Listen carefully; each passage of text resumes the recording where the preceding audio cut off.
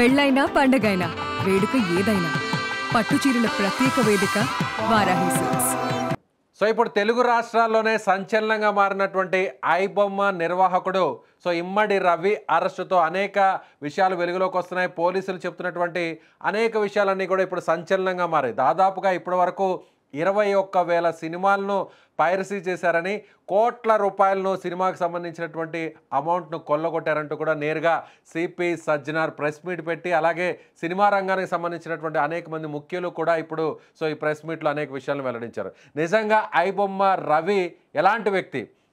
విశాఖపట్నానికి సంబంధించినటువంటి రవి ఎప్పుడు ఆ విశాఖపట్నం నుంచి బయటకు వెళ్ళి ఈ పైరసీ నెట్వర్క్ సామ్రాజ్యాన్ని ఏర్పాటు చేశారో, అసలు వారి కుటుంబ సభ్యులు ఏమంటున్నారో తెలుసుకునే ప్రయత్నం చేద్దాం.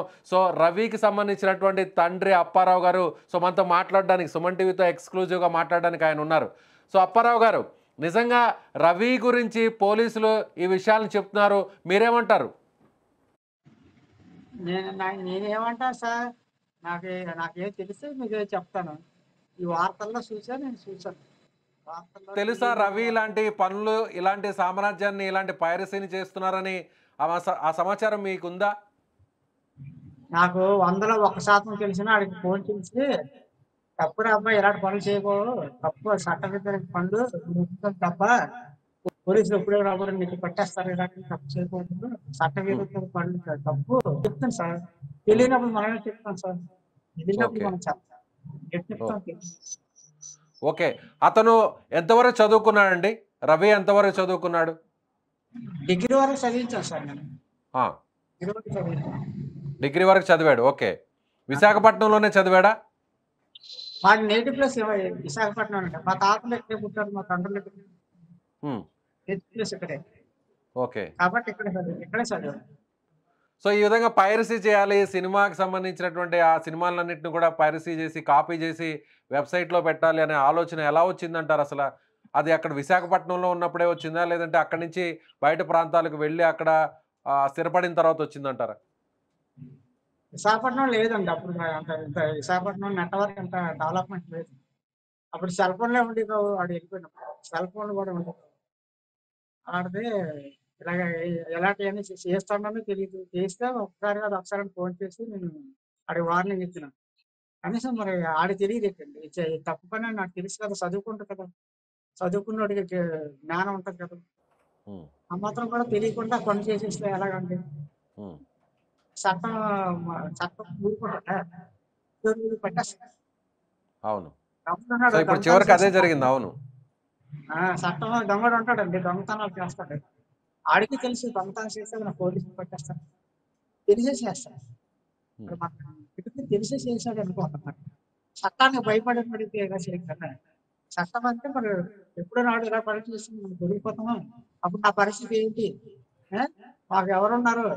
నేను ఇలాగ అరెస్ట్ చేస్తే, పోలీసులు అరెస్ట్ చేస్తే ఎవరు వస్తారు? మా నాన్న రాలేడు కదా, మా నాన్న ఆరోగ్యం పోలేదు కదా, ఆడికి తెలియాలి అవన్నీ. తెలియనప్పుడు మనం ఏం చెప్తాం సార్? ఆడికి తెలుసు, మాకెవరు చెప్పారు?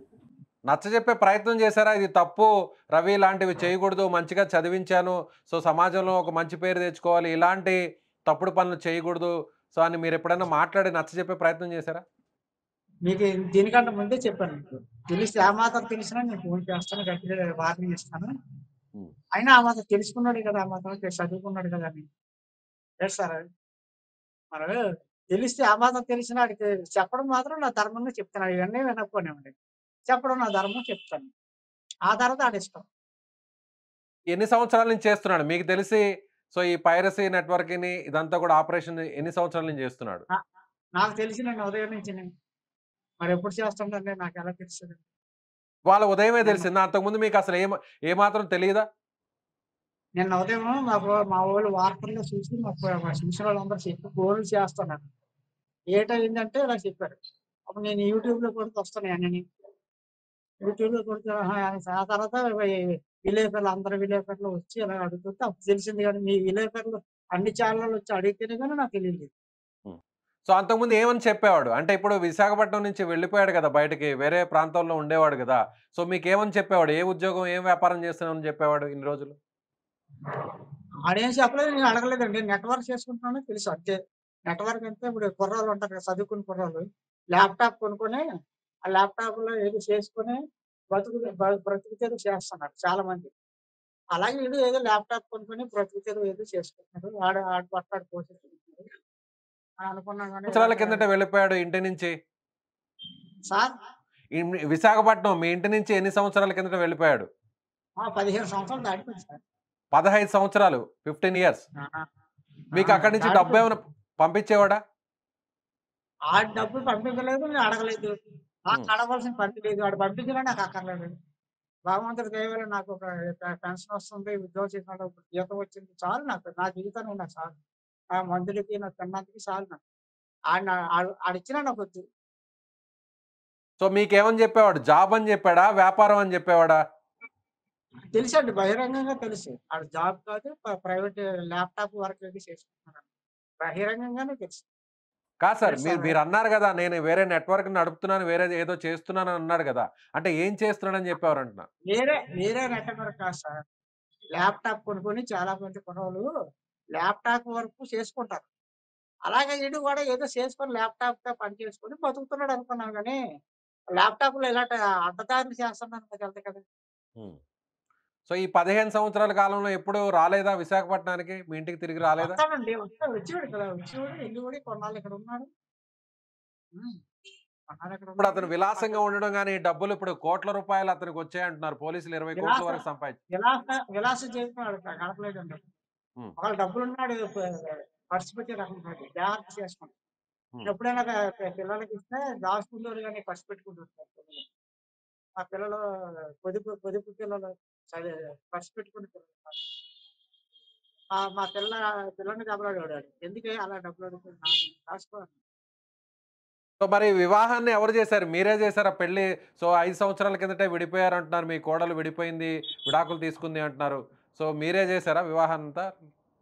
ఎళ్లి నేను పిల్లలు సంబంధాలు చూసాను సార్. నేను చూసిన ఫోటో కూడా చూసాడు కాదు. వద్దు నాకు నచ్చలేదని ఫోటో చూడకుండానే. అంటే ఆ తర్వాత సరే మరి నేనేం ఫోటో కూడా చూడకపోతే నేను ఏది చేస్తాను అనేసాను. ఆ తర్వాత హైదరాబాద్‌లో ఎవరో అమ్మాయి పరిచయం అయిందట. ఆ అమ్మాయి నాకు ఇష్టపడదు పెళ్లి చేసేయనన్నాను. సరే అయితే అనేసి అప్పుడు మా పెద్దోళ్ళు ఆళ్ళని తీసుకొనెళ్ళి పిల్లని వెళ్ళాము. నిశ్చితార్థం చేసి వచ్చాము. తర్వాత మళ్ళీ పెళ్ళికప్పుడు ముహూర్తాలు ఆళ్ళే ముహూర్తాలు పెట్టి వచ్చేసారు. ఇచ్చేసారు చెప్పారు. ఆ టైంకి మళ్ళా మా పెద్దల్ని తీసుకొనెళ్ళి మా మామయ్య, మా నాన్నత్త, మా అన్నయ్య, మా వదిన ఇలాంటి వాళ్ళని తీసుకొనెళ్ళి ఆహ్, పెళ్లి చేసి పెళ్లికెళ్ళి పెళ్లి చేయకుండా వచ్చేసాం. హ్మ్. సో విడిపోయిన విషయం చెప్పారా? మీకు చెప్పారా? ఆ తర్వాత విడిపోయిన సంగతి చెప్పారా? విడిపోయామని లేదు. దెబ్బలాడుకుంటున్నారని మా కోడలు ఫోన్ చేసింది. ఇలాగ ఉన్నదండి మావయ్య గారు దెబ్బలాడుకుంటున్నాం. మీరు రండి ఒకసారి. నాకు రావడానికి కళ్ళు ఆపరేషన్ అమ్మా మీకు తెలుసు కదా! ఒక్కడిని ఒకసారి చేశారు కదా! గ్యాప్ ఇచ్చి. నేను మందులు వాడుతున్నాను. నాకు తిండి లేదు అవన్నీ వివరాలు మీకు తెలుసు కదా! నేను రాలేను. మీకేదైనా కావాలంటే మీకు ఫోన్‌లోనే చెప్తాను. ఒకవేళ అక్కడికొచ్చినా అదే చెప్పాలి నేను. నేను మరి నన్ను బాధ పెట్టడం తప్పేం లేదు. కావాలంటే చెప్తాను. వచ్చి చెప్పితే నువ్వు ఇనవు, ఆడు ఇనవు. మీరిద్దరు ఏదో సమస్యలు గొడవలొచ్చాయనుకోండి. మీరు సర్దుకోండి, మాట్లాడుకోండి. ఏదో సమస్యలొస్తాయి. సమస్యలు మీరు తీర్చుకోవాలి గానీ అలాగా పెద్దది చేసుకోకండి. పిల్ల ఒకటుంది. ఆ పిల్ల లైఫ్ పాడైపోద్ది అని చెప్పాను. పాప ఉందండి మాకు మనవరాలు. పాపుంది. సో మీకు మనవరాలుంది. సో రవి వాళ్ళ ఫ్యామిలీకి వాళ్ళిద్దరికీ పాప కూడా పుట్టింది. ఆ పాప వయసు ఎంతండి ఇప్పుడు? చాలా చక్కగా ఉంటుందండి. ఆగస్టు 15వ తేదీ 2018లో పుట్టింది. ఓకే. 7 సంవత్సరాల వయసు పాపకి. ఇప్పుడు పాప ఎవరి దగ్గరుంటుంది? మీ కోడలు దగ్గరుంటుందా? లేదంటే మీ అబ్బాయి దగ్గరుంటుందా? మా కోడల దగ్గరే ఉంటుందండి. ఇప్పుడు పాపకి డబ్బులు పంపించేవాడు. సో పాపకి వాళ్ళ వైఫ్‌కి కూడా విడిపోయినా కూడా డబ్బులు పంపించేవాడు. మరి ఆయా వివరాలు తెలుస్తాను. సో ఇప్పుడు అతను ఆళ్ళ భార్య గారు పంపించాడేమో మరి వద్దని ఎలా అంటాం? ఆళ్ళ భార్య గారు పంపిస్తాడు. వాళ్ళు వెళ్ళిపోయినప్పుడు మరి వీళ్ళెక్కడుండేవాళ్ళు? మీ మీ కోడలు, కొడుకు ఎక్కడుండేవాళ్ళు? హైదరాబాద్‌లో హైదరాబాద్ సార్. హైదరాబాద్. ఓకే. ఇప్పుడు పోలీసులు ఎలా పట్టుకున్నారు? విశాఖపట్నం వచ్చిన తర్వాత పట్టుకున్నారా? సో ఏ కారణంతో అతను విశాఖపట్నంకొచ్చారిప్పుడు? ఎక్కడ పట్టుకున్నారో తెలీదు సార్. వార్తల్లో చూడడమే సార్. నాకు అంతగా నాకేం తెలీదండి. వార్తల్లో చూడడమే ఎక్కడ పట్టుకున్నారో ఏంటనేది వార్తల్లో చూడడం తప్ప మీకు తెలిసినంత కూడా నాకు తెలీదు. దీన్ని కూడా మీలాంటి అనుమానం వార్తలు రాలేదు మీకు. మీకెప్పుడు అనుమానం రాలేదు. అనుమానం ఎందుకొస్తది సార్? ఇలాంటి హ్మ్. పనులు చేస్తాడనుకుంటామా? లేకపోతే ఏంటి? మనకు అలా ఆ ఆ ఆలోచనే రాలేదు. హ్మ్. బ్రెయిన్‌లో కూడా రాలేదు ఆ ఆలోచన. ఓకే. చదువుకునేటప్పుడు ఎలా ఉండేవాడు? చదువుకునేటప్పుడు మీరు డిగ్రీ బాగానే చదివించారంటున్నారు కదా! బాగానే ఉన్నాడు సార్. ఎళ్ళేవాడు, స్కూలుకెళ్ళేవాడు, కాలేజీకెళ్ళేవాడు, టైంకొచ్చేవాడు, టైంకెళ్ళేవాడు. మన డ్యూటీ మనం చేసేవాడు. ఆడి డ్యూటీ ఆడు చేసుకున్నాడు. నేను అప్పుడు ఏ తాగుతాడో అప్పుడే అప్పుడు అప్పుడే సినిమాలను చూసేవాడా?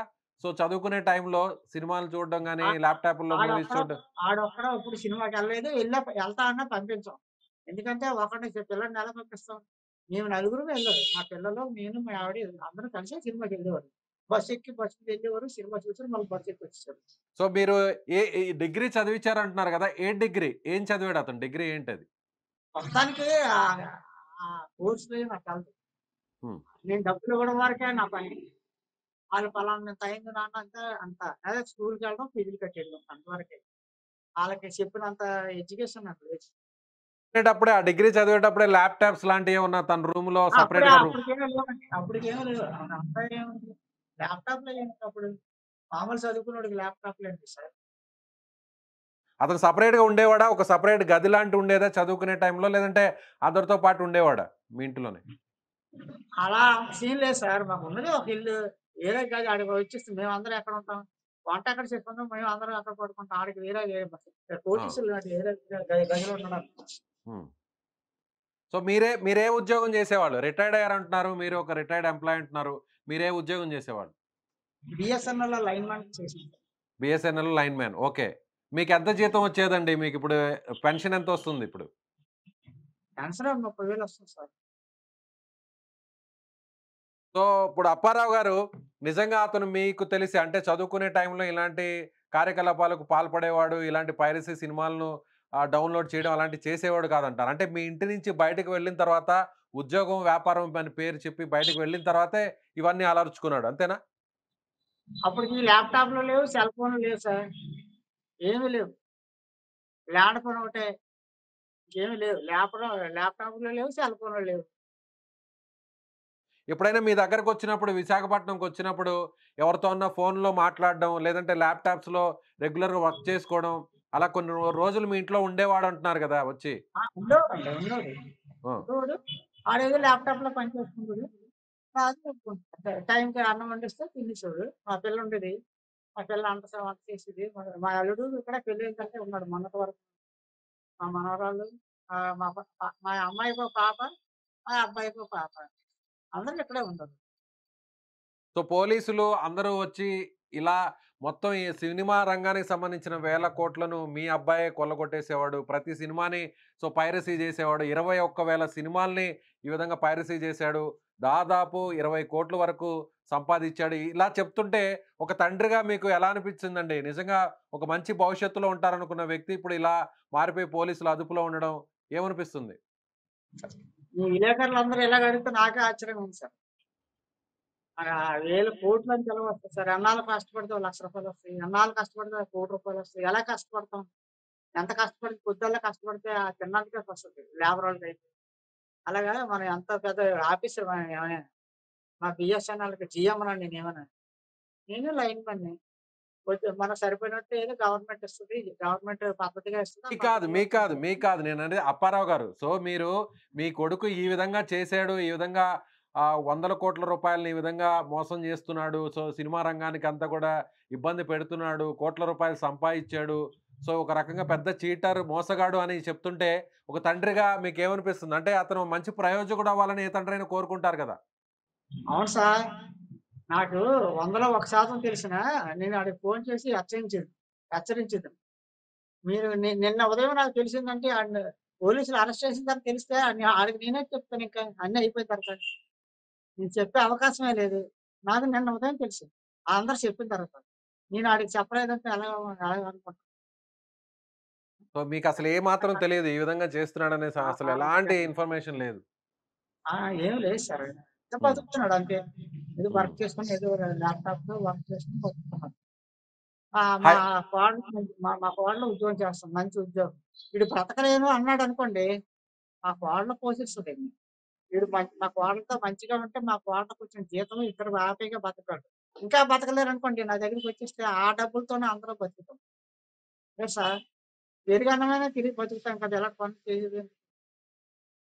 కోడలతో విడిపోయిన తర్వాత నుంచే ఇలాంటివి చేసుంటాడనుకుంటున్నారా మీరు? అనుకున్నాను.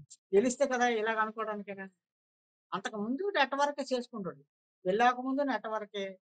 మరి ఇప్పుడు నెట్‌వర్కే. దాని మీదే బతుకుతున్నాడు ఆడు. అందువల్ల ఈ పని మంచి పని చేస్తాడో, చెడ్డ పని చేస్తాడో ల్యాప్‌టాప్ వర్క్ చేస్తాడని తెలుసు. కానీ మంచి పనా, చెడ్డ పనా తెలీదు. నాకు తెలుసు కదా! ఆ నెట్‌వర్క్ నుండి నాకు తెలుసు కదా! మీకు చెప్పగలను, అడగగలను.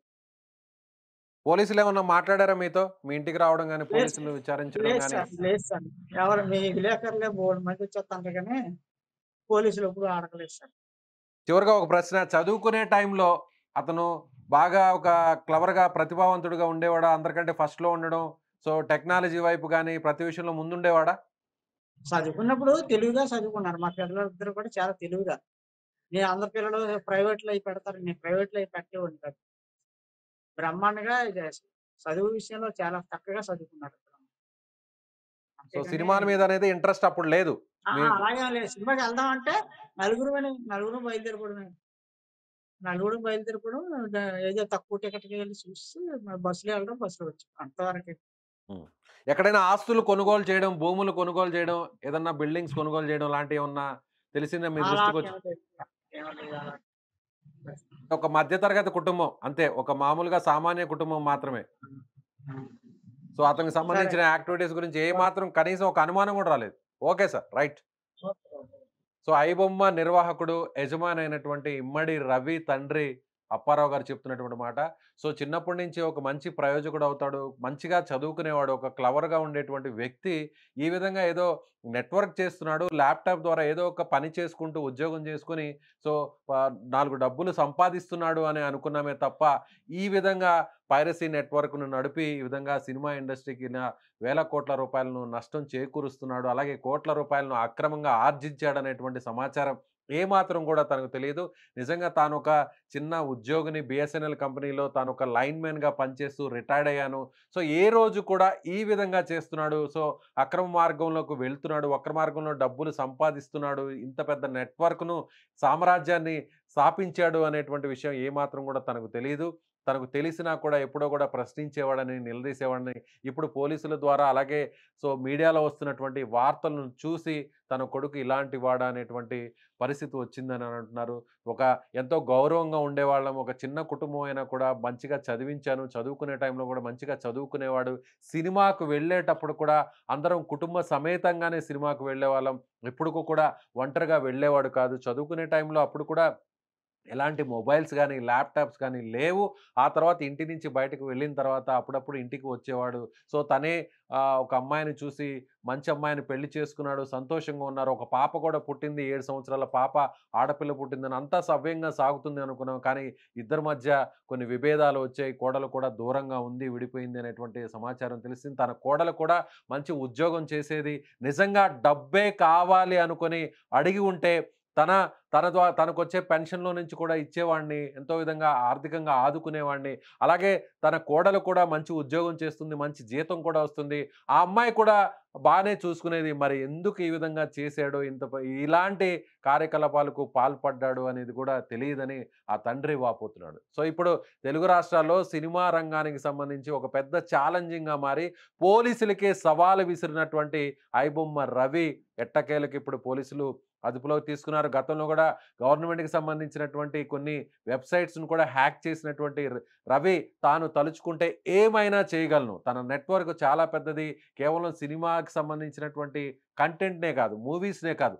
తాననుకుంటే ఎలాంటి వెబ్‌సైట్స్ అయినా కూడా అధికారిక వెబ్‌సైట్స్‌ను కూడా హ్యాక్ చేయగలను అని తను నిరూపించి పోలీసులకు సవాల్ విసిరాడు. ఏకంగా పోలీసుల్ని కూడా అతను ప్రశ్నించాడు. ఒక పోస్ట్ కూడా పెట్టినటువంటి వార్తలు కూడా మనం ఆ పోస్టులు కూడా గతంలో మనం చూసాం. సోషల్ మీడియాలో కూడా వైరల్ అయింది.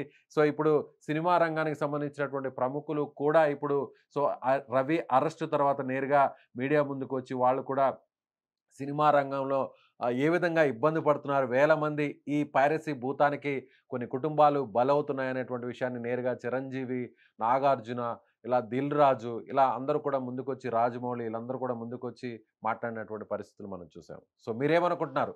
రవి ఒక చిన్న సామాన్య కుటుంబం నుంచి వచ్చి ఒక సామాన్య విద్యార్థిగా చదువుకొని తర్వాత ఈ విధంగా బయటకు వచ్చి ఇంత పెద్ద నెట్‌వర్క్‌ను అక్రమార్గంలో స్థాపించి సినిమా రంగానికి ఒక పెను సవాలుగా మారుతారని ఎవరు కూడా ఊహించలేకపోయారు. సో మీరేమనుకుంటున్నారు? మీ అభిప్రాయాన్ని ఖచ్చితంగా కామెంట్ బాక్స్‌లో తెలియచేయండి. Thank you.